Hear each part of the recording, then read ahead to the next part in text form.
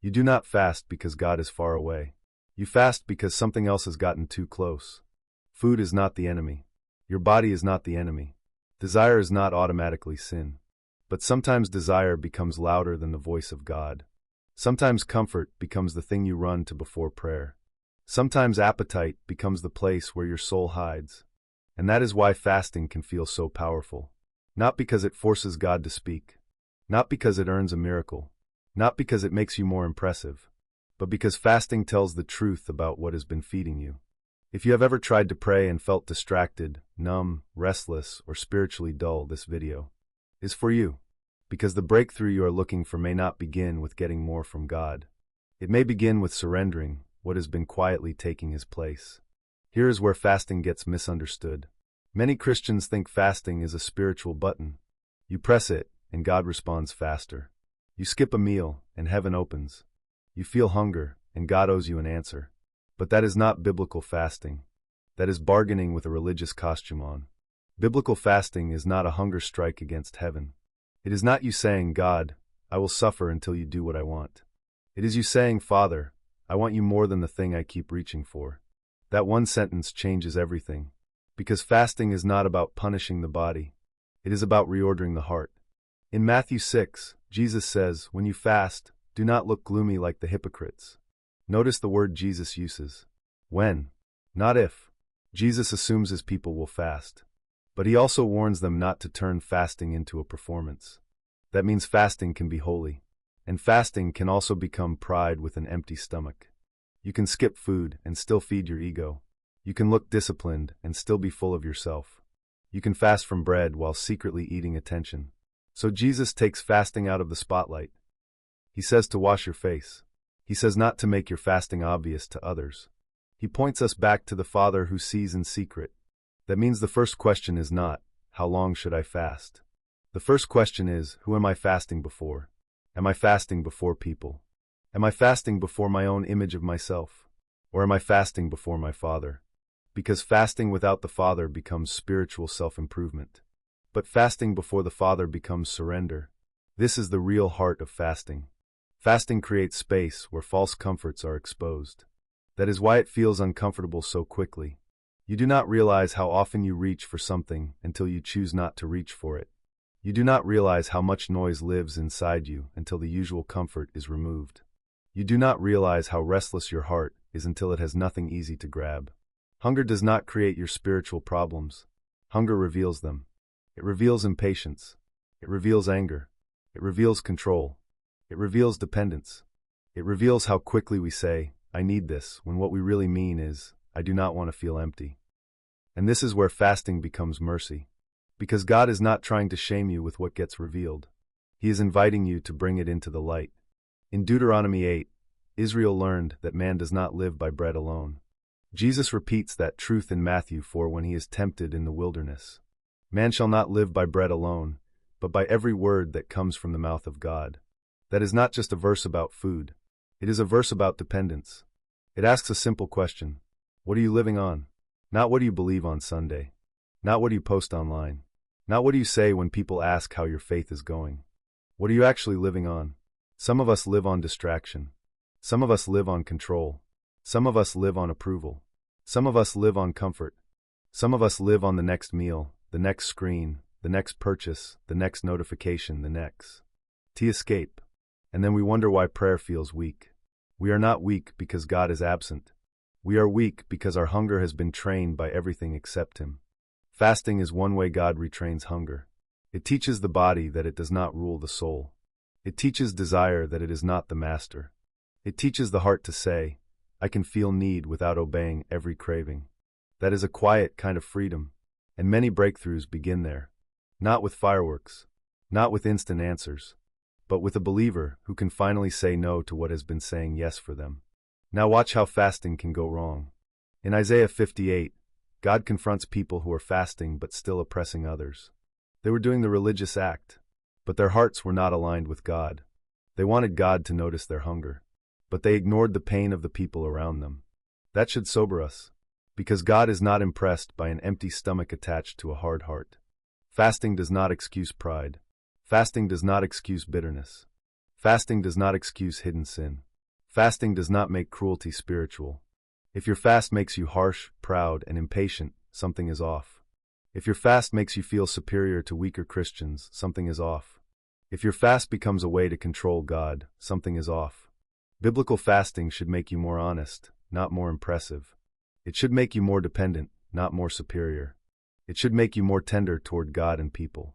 Isaiah 58 shows that God cares about the life surrounding the fast. Not just the meal you skipped, not just the hours you counted, not just the discipline you completed. He cares whether your heart is turning toward Him. He cares whether your hands are becoming clean. He cares whether your life is becoming more aligned with His mercy and truth. So before you ask how to fast for a breakthrough, ask what kind of breakthrough you are actually see. Do you want God to change your situation only? Or are you willing for God to change you? That is not a small question, because sometimes the breakthrough is not the door opening. Sometimes the breakthrough is the chain breaking. Sometimes the breakthrough is not God giving you what you wanted. Sometimes the breakthrough is God freeing you from the thing that kept wanting it too much.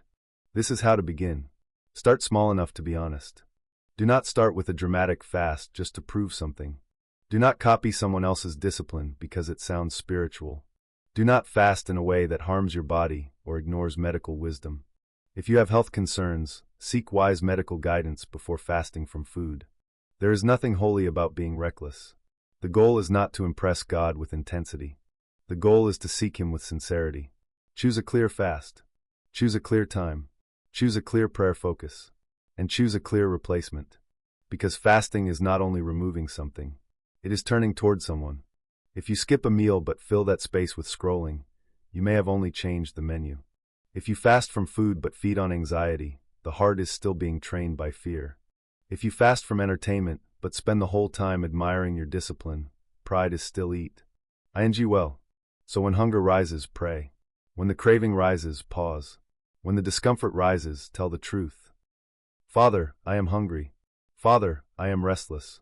Father, I reach for comfort faster than I reach for you. Father, teach me to live by your word. Do not make the prayer fancy. Make it real.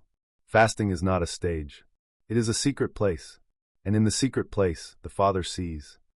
A simple fast might look like this. Skip one meal and use that time for prayer and scripture. Fast from a comfort that has become too controlling. Set aside one evening without entertainment and sit with God. Turn your phone off for a set time and read one passage slowly. Give up something that keeps numbing you and ask God what you have been avoiding. But do not just remove the thing. Replace it with prayer. Replace it with scripture. Replace it with confession. Replace it with silence before God. Replace it with serving someone quietly.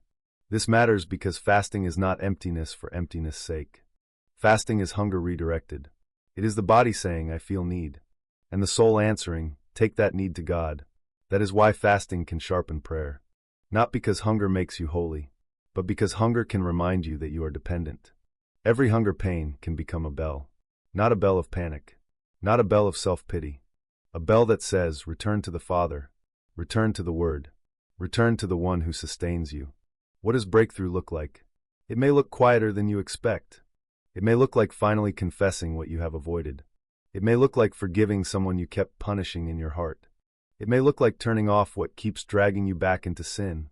It may look like praying honestly for the first time in months. It may look like realizing that God is not your servant. He is your Father. It may look like surrendering the outcome. It may look like receiving peace before anything changes outside. That does not mean God cannot answer dramatically. He can. God is able to open doors no one can shut. God is able to provide. God is able to heal. God is able to deliver. But biblical fasting is not a technique to control Him. It is a way of humbling ourselves before Him. It is a way of saying, your will matters more than my appetite. Your presence matters more than my comfort. Your voice matters more than my noise. Your kingdom matters more than my cravings. That is the kind of fast that begins to reshape a life.